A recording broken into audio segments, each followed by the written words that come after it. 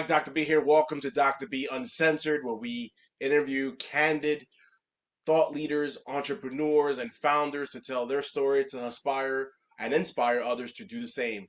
Hopefully, you enjoyed this episode. Hi, everybody. Welcome to another edition of my show. I'm here with the great Matthias Grünwald. Matthias, how are you? Doing great, man. Thanks for having me. Fantastic. I'm looking forward to having you on my show, and let's jump right into the conversation. Tell everyone about yourself. Yeah, man. I'm a husband and father of one. Originally from Germany. I moved here 13 years ago, back in 2012, from Germany to the United States. Back then I moved to Greenville, South Carolina. I'm still based out of Greenville, South Carolina right now. The main reason why I moved was because of my W-2 back then. The company I worked for in Germany, that made a major expansion to North America. Well, one of our biggest customers was BMW, and they have the biggest facility here in their biggest facility in the world is actually in Greenville, South Carolina, ironically, even though it's a German company. But it's a huge facility, and we were a supplier for them, and that's why I moved over here, took advantage of the opportunity, and spearheaded that facility in Greenville. So, yeah, fast forward to now. In the meantime, resigned from my W-2, and I'm full-time in real estate right now, focusing on acquiring mobile home parks. At WCG Investments, and have a big audacious goal to go to $250 million of assets under management next 5 years. And yeah, I have amazing team behind me with my partners and also co-founders. Yeah, we have a big vision in front of us, and yeah, looking forward to achieving that in the 5 years or less. I love it. I love that you and I are connected with the BHAG, big hairy audacious goals. So I tell my guys all the time, like, what's your BHAG? What's your BHAG? So I love it. I love it. Thank you. Tell us a little bit about your education background. Similar, you're like you and I are similar wavelength as far as the masterminds to get the correct information needed to go ahead and invest in whatever strategy you have. But you could talk about the mastermind too. But any formal education to get to this point, or as far as college, or tell us a little bit about education in general, I guess. Yes, yes, yeah. Education-wise, mostly everything was in Germany, right? Because I was born and raised there. So I moved out from Germany to the US in like my early 20s. So all the school, high school, and everything I did in Germany. They have a unique system in Germany where you can, out of school, you can go to like college and just do like a degree if you want to do like a PhD, for example, and stuff like that. But they also have like a dual system, they call it, where a company sponsors you and you can like basically get a technical degree, going to a technical college for like basically like a trade that you're learning. It's not like trade that you necessarily work like in construction or anything. It's mainly about like the position I was working in was mainly about like insulation and thermal conductivities and stuff like that. So the company was mainly focusing on like high temperature solutions and high temperature insulation systems for nuclear plants, for motorsports, for Ferrari, Formula One race cars, like the big spectrum. Was a big company doing that. So I did that when I was in my after the school time, right? I got the education done, I got my technical degree. And from there, I just like did my continuous education on myself, by myself, right? If that makes sense. And then once I moved from Germany to the US, I basically had to relearn everything anyway. I mean, it's a different language, different cultures, and then on top of it, I moved to the South, that's its own world by itself as well, in South Carolina. So I love it here. I love it here. I wouldn't stay here for 13 years plus if I wouldn't have loved it. So, and then at some point, I just got into like, how can I do what my bosses are doing on a different level, right? Like I'm basically working 10, 12 hours a day and making somebody else rich and, increasing their balance sheet. How can I do the same thing? And then when COVID hit, everything slowed down. Even at our, business that I ran at that time slowed down tremendously in the automotive industry. And everybody was kind of like taking a step back. Everything slowed down. And I think all of us also probably resonates with some of the people in the audience too. Probably we're stepping back, see how is this life thing going for me, and how should the future look like, right? And I was asking myself the same question. I'm in the chief operating officer position and kind of like a dead end. Yes, the CEO position was kind of open, but kind of isn't because I was reporting to like the people in Germany, right? So that CEO was actually the main guy in Germany. So there was no way for me to move up. And for me, the next logical step was to go into entrepreneurship. And then I started to go masterminds, join masterminds, and listen to people that are doing what I'm intended to do at that time. And I heard this famous quote in podcasts, read it in books. If you want to know the road ahead, ask the people that are coming back. And that's the way I always been treating this, right? Always, if I want to go that way, I'm asking the people that have been there like 10 years ago and see how they got there. And they usually got kicked in the teeth several times and can tell you how not to do things. And that was joining those masterminds was a tremendous help. And also in that mastermind, I connected to my now partner, Tim Woodbridge. We are meshing really well together and complementing each other's weaknesses and strengths really well. There's things I do really well he doesn't like, and vice versa, and that really makes us connect really well as partners. And I think education never stops, right? I mean, I read a lot of books. I'm reading every day. It's one of my habits. I think it never stops.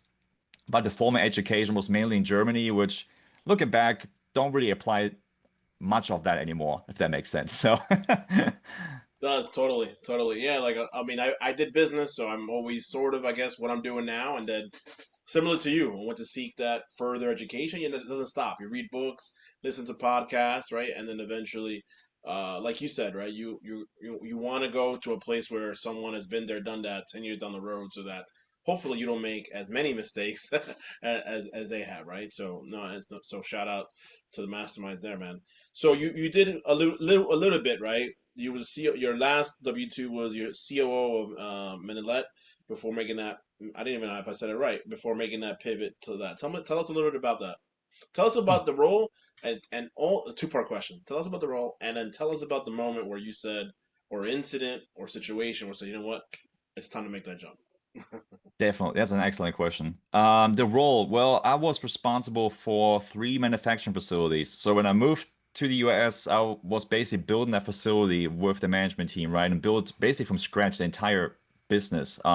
The process existed in Germany. I just had to copy paste them and massage them to like the localities. Like there's some things like HR specifically, like different laws than in Germany, right? So you do fine tune there and ask the right consultants, start building that out. And at some point I think in 2017, we expanded to Mexico, Monterrey, Mexico, and also Detroit at the same time, Detroit, Michigan.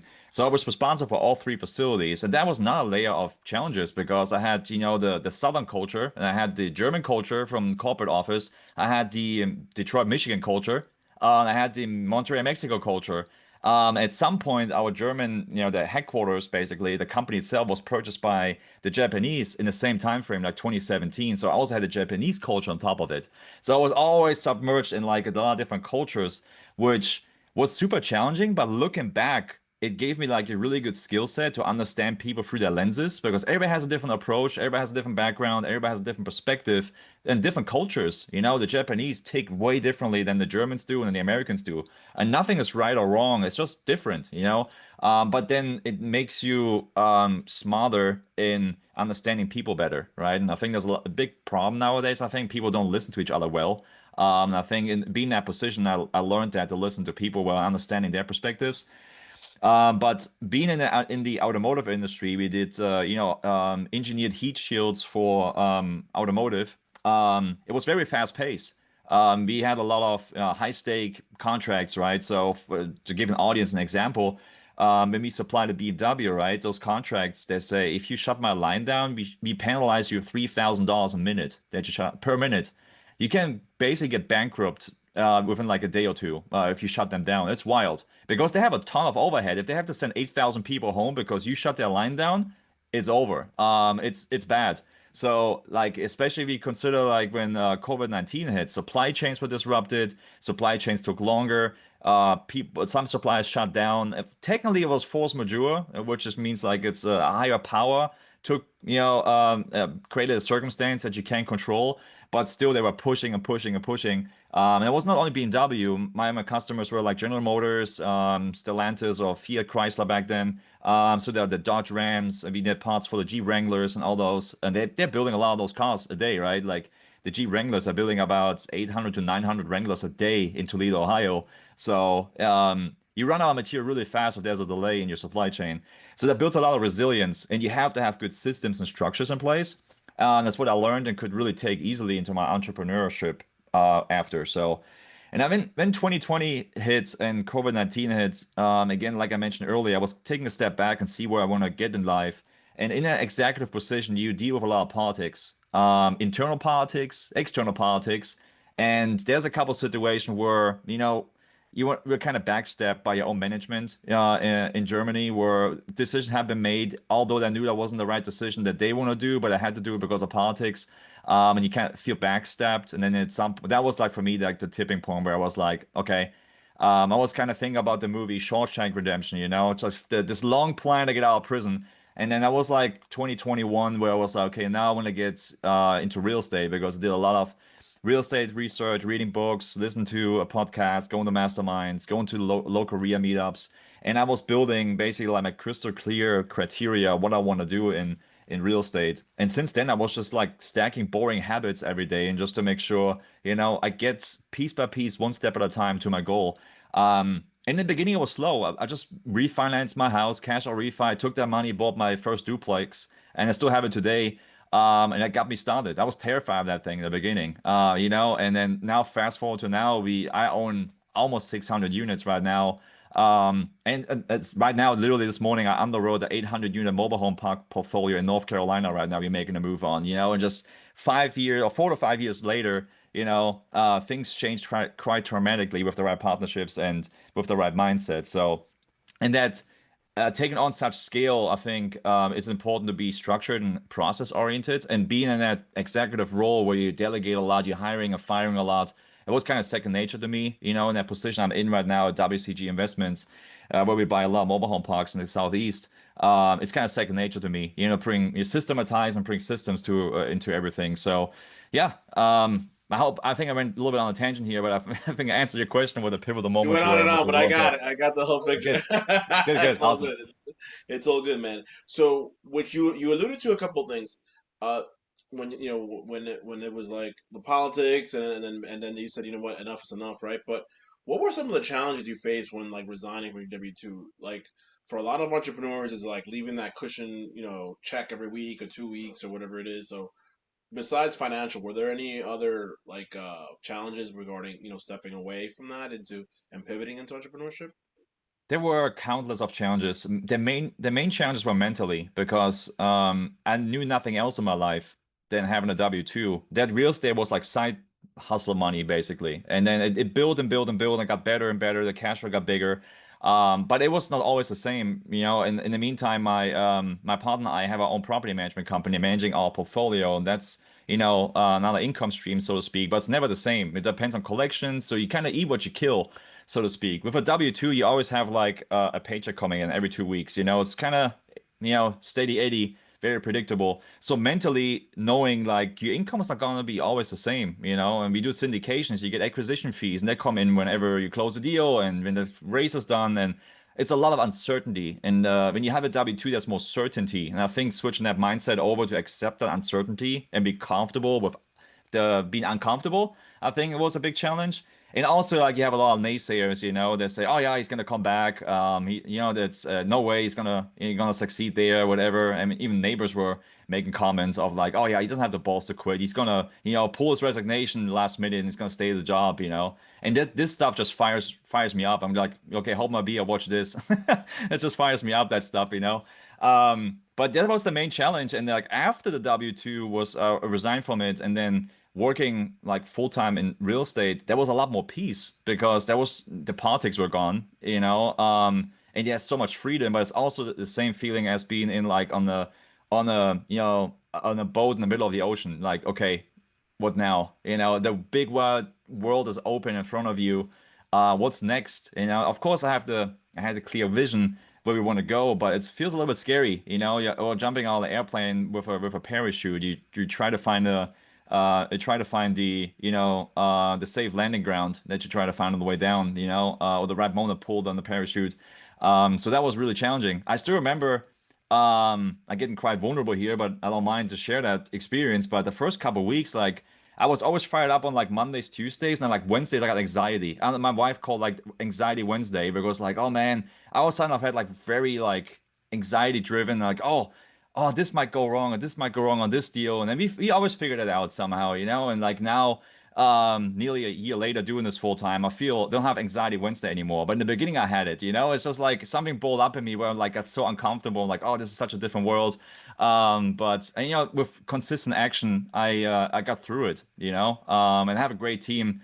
And everybody's respecting each other so well. Our partners, we have the same core values, which goes a long way, having the same core values. And as we're succeeding and failing together. And now when we're succeeding, we're building our own balance sheet at the same time, which is great. If you're getting kicked in the teeth at a W-2, the only thing you're getting is not a paycheck, but your balance sheet doesn't really increase. That's true. That is true. Yeah. I in my book Dealmaker, which is available on Amazon, cheap plug. You could I talk about the importance of the power team, right? Like having like whether it's like your village, whether it's the team itself that you surround yourself, it's so important. Because as you know, real estate's not a team sport, right? Do you agree there? Yeah, real estate is totally a team sport. You want, especially when you do the commercial deals, there's no way you're doing this alone. No way. I mean, Yeah, same. maybe the small commercial deals, but even then, you're not going to scale very far doing this Right. alone. You need to do this in a team. Right, agreed. And then the second point I wanted, as you was talking, as far as the timeline, I actually this is my second podcast today that I'm recording, which they won't air at the same time. But do you think because you did this during COVID, or during the COVID time, that it made you resilient, that you was able to overcome that or survive that? As it, I mean, you survive, yeah, but like survive it literally, like figuratively, not literally. You know what I mean? You know what I mean? Totally, totally. I got it. That was good. That was good. Yeah, I think so. I think every challenge brings you have two ways to go. You let failure define you, or you let the challenge actually make you grow. So I think that COVID-19 phase definitely made a lot of people tougher, so to speak. And also made some people weaker, but I think it showed kind of like or separated the who can actually pull through, who can't. I mean, I think like entrepreneurship is really just for a small percentage of the population, really. I mean, it's not for everybody, obviously, but I think that built resilience, which made me more successful in making that transition more naturally. And despite the anxiety Wednesday, whatever, that was just an internal thing. I think everybody has somewhat of an anxiety or like bad negative thoughts, whatever. But powering through them and just set them aside, acknowledging them, and then still take action. I think that's where it separates from the real entrepreneurs or the one that just want it. But do they really want it is the question. And it's the same with like building that company at W2. That was a ton of challenges. Like every year there was something else going on. In COVID-19 hit, there was everything supercharged, challenge-wise, and then internal politics came on top of it and stuff like that, management changes and everything. And that built so much resiliency. When I see certain issues right now where I see people freaking out, I'm like, whatever, we do this now and it's gonna work. If it doesn't, we do plan B. It's like it doesn't mean that you don't care. It's just like you had so many problems you solved in the past. That was always a solution. And there were problems I had my W2 where it's like there's no way to get out of this alive. Just like from a like a financial perspective, that is, in my W2. And we still did it somehow. There was always a solution. With enough creativity and with enough digging, you're gonna get through it. So I think that resiliency was built over time, and the COVID-19 just made you even more resilient, at least in my case. Yeah, same here. Same here. Like, yeah, I do a lot of odd jobs, or even as I told you when we were, in our green room in our pre-interview. Hey man, I did Uber Eats for a little bit, right? Like you did what you did to survive, right? But once you're on the other side of it, it's like yeah, there's no problem that you can't solve, right? So I love that. What are three things you think an entrepreneur needs to succeed? Um, Definitely discipline is number one. Time discipline, that is really like discipline to everything. Secondly, you need resilience. Back to our topic we just discussed, right? You need to be resilient about everything. And then really have a vision. I think you have to have a vision where you're heading. It makes a big difference if you don't know where you're heading. If I aim a rifle from here like this way, I might hit, New York City. But if I aim 2 inches this way, it might aim like towards, Europe because it might be just 2 inches, but the longer the trajectory is, the bigger the difference is, so the delta is between where I land or where that bullet's gonna land. So you have to really aim very sharply where you want to go, and then just like stay on that path, stay on that path. And then I think the more clear you are, the more you can actually act on like with the end in mind, right? If you have tough challenges at work or like in your entrepreneurial life, just knowing where you're heading gives you sometimes the answers already if you just have that clear vision. So I think the third one really is really having that clear vision, the clarity. Agreed. I think a lot of folks they earn it for the wrong reasons, but if you have the right clarity, the right visions, then everything else will kind of fall into place. No, I love that. I love that. Let's now pivot into mobile parks, right? So why did you choose mobile parks over multifamily or hotels or any other thing? Tell me the why mobile parks. Sure, sure.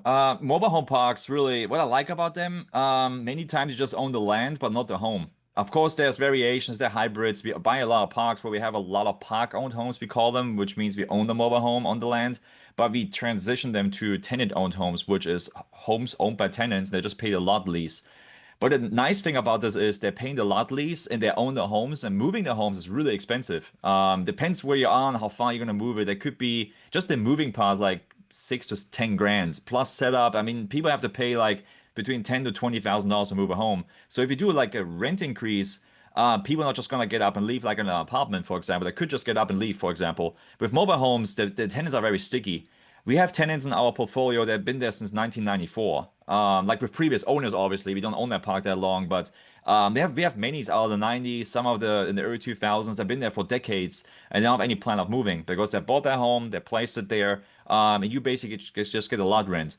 So if you buy a park then, which has like heavy under market rents, of like mom and pop operators, for example, you can easily just notch up the lot rents over time. We don't do like one step. We don't want to shock the tenant base and have people default and evict them, because in that case, do you evict them out of their own home and then you have to take over the home, which is, we don't want that. That's ethically, that's completely wrong. But we edge up like over like a 5-year business plan up to market rents and kind of catch up to market rents that way. And that makes it a powerful move, obviously. They're also very, very recession resilient because somebody's always going to move into a mobile home park when things get tough. It's really we joking sometimes that like be the last stop of a homelessness. It's really the cheapest way really to live is really in the mobile home. And there's really nice mobile home parks out there too, right? There's trailer parks and there's manufactured housing communities, if you want to call it in the fancy term, you see them in Florida, those gated communities or playgrounds, pools, there's a lake, that they exist. They're really, really nice, and those people pay like $1,000 lot rent. And there's also mobile home parks that's somewhere in the south, they've been neglected and they have a $200 lot rent or less, and they look really rough. Those are the trailer parks. You picture it. So, and there's a big spectrum there. It's its own little world, and I like it about them. They can be very creative. And also the creativity I like about them is like if you own the homes, you can sell them off to tenants, and you can like play bank basically. You can kind of draft something that works for the purchaser, like the buyer, so to speak. You enable people to have affordable housing, and you don't have to fix it anymore, basically, and you just get lot rent. And it's I want to use the word passive, but it's passive-ish at that point. You still have to manage the parks like running a mini city, but it's a lot less hands-on than other asset classes, so to speak. So those are the main things. There's a lot of other little things I like about mobile home parks, but like the recession resiliency, the sticky tenants, it's and the creativity you can apply to it. It's really the three main ones I really love about them. Is that why you like it as opposed to multifamily where there's a lot of other factors? I know the due diligence is still there, but is that versus why multifamily where there's a lot of other factors like the location, the proximity to like metro, highway, school, church, all that, right? There's a lot of other. I guess mobile as well, right? But is that why you like it more attractive? Because like you said, it's I guess the entry barrier of entry is a little bit, I don't want to say easier, but different or lower, right, than a multifamily. Is that why versus or even hotel where that's a whole other beast, right? Because you worry about PIP and rev share and rev par, right? I guess is that the reason why you jumped into mobile homes? One of the reasons, yes, I own apartments as well. You I do. did that before mobile homes. I do have my apartment. I like apartments a lot, but when I got introduced to my partner and he showed me like, and he did since 2019, he does mobile home parks, and he showed me like the The numbers um and how the, that the right. numbers and the upside and like the stickiness of tenants. I'm like, ooh, this is really nice. And kind of funny, like a funny story. Like one of the main reasons why I wanted to do real estate in the entrepreneurship is because the tax benefits, mainly because with depreciation that we're getting, it's pretty wild. And I was looking at mobile home parks in the beginning because I always listened to Brandon Turner at Bigger Pockets, and I was like, why is he doing mobile home parks? And I was always thinking like, you cannot have good tax benefits then because you don't own the homes, which is stupid to say nowadays. Like now I know more, it's not the case. Because in mobile home parks, you have land improvements and they have a shorter schedule. You can depreciate a lot very early in the deal, especially with the cost segregation studies. The write-ups we have are wild. Like we have one right now. We did a cost seg study. We have actually per dollar invested. Like one investor had $100,000 invested. He got $140,000 of depreciation year one.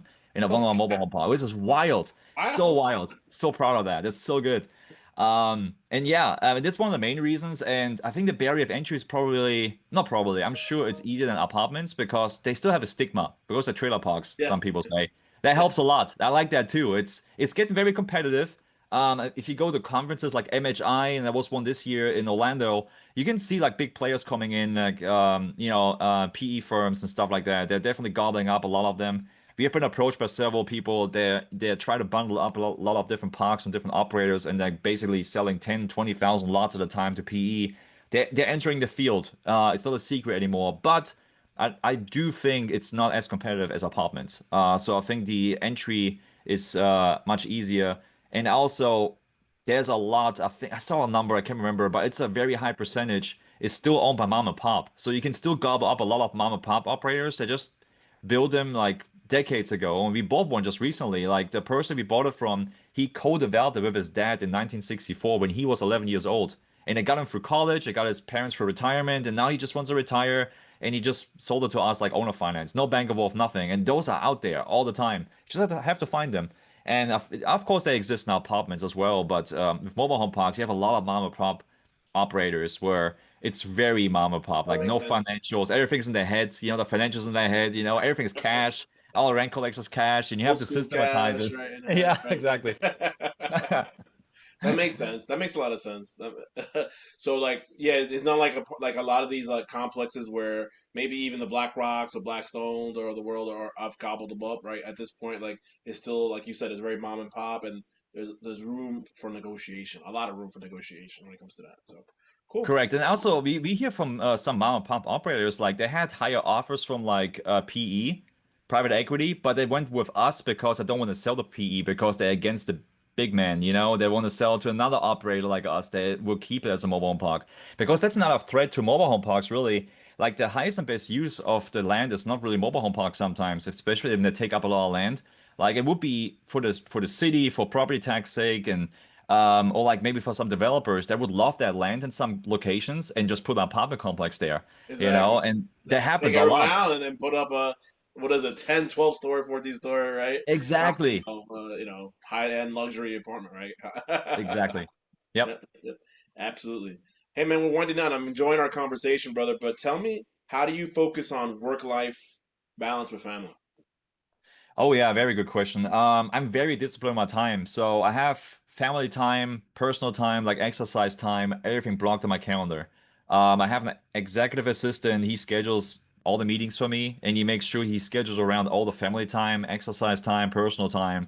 So basically, I put the marbles into into the glass first that are most important to me, and then we build everything around it. There's a little experiment out there. Maybe you guys have seen the video before where you put the big marbles in, which is your family time, exercise, and let the small marbles, pebbles go into the glass, and they form around the your most important thing. So I do that. I have date nights once a week with my wife. That's very important. We always do that. It's always on our calendar every week, so we make sure we stick to that. Of course, life happens. We move it around like a day or so. Of course, we make sure we hit it once a week. Obviously, like on Thursday mornings, I have like family time in there for a couple hours. And then we go into like, we might go into like a water park in the summer, or we go into like a splash pad, or we just go into like the zoo or whatever. Just because we can. I don't have to go to an office in the morning. This is my home office here, where I'm working out of right now. So, like Thursday mornings, we do like from 10 to 12:30 or so. We do like family time. We just go somewhere, even if we're just getting coffee somewhere or getting like brunch or breakfast.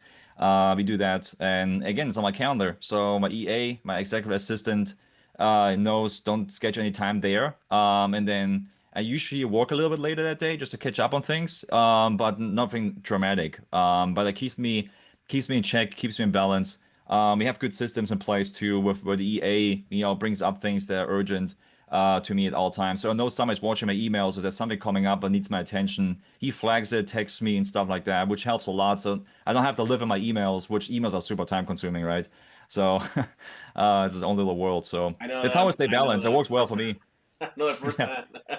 I know, I'm the right? same way. I lean on a lot of my VAs for a lot of my work. So good stuff, man. Hey, man, where can people find more information about you, or if they wanna, whether it's connect with you directly or invest down the road in a mobile park? Yeah, man.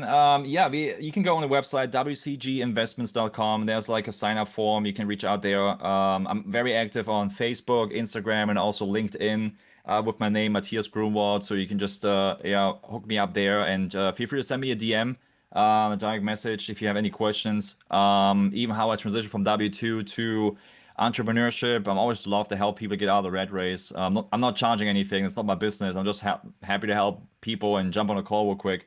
No worries at all. If anybody in the audience is interested in investing or explore some of the opportunities we have available, feel free to reach out through those channels. We'd love to chat with you. Matthias. All right, thank you so much. I had a fantastic conversation with you, and it was very fruitful conversation. I know will bring some value to some people. So thank you so much for being on my show. Thanks for having me. It was a blast. Thank you. Thanks, Matthias Greenwald, everybody. Thank you so much. Hi, everybody. Dr. B here, Dr. B Uncensored. Hopefully, you enjoyed that episode. Remember, you are one big deal away. Please like, comment, and subscribe to the YouTube channel now. Take care.